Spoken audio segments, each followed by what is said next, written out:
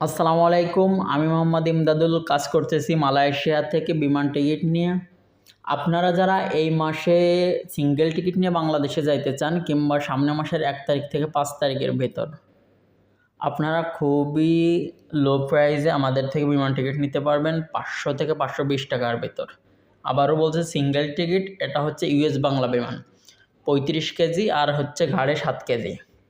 আপনারা যদি সামনের মাসের ২ তারিখ থেকে ৫ তারিখের ভিতর রিটার্ন টিকিট কাটতে চান ৩ মাসের ছুটি নিয়ে, তাহলে আপনাদের পড়বে ১২৫০ থেকে ১৩০০ টাকা।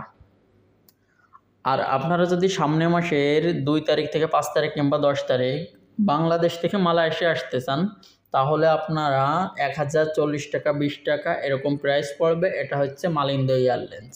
আমি আপনাদেরকে যে অফারগুলোর কথা বলতেছি এটা হচ্ছে সর্বনিম্ন, এর থেকে অন্যান্য বিমানের প্রাইস খুবই বেশি।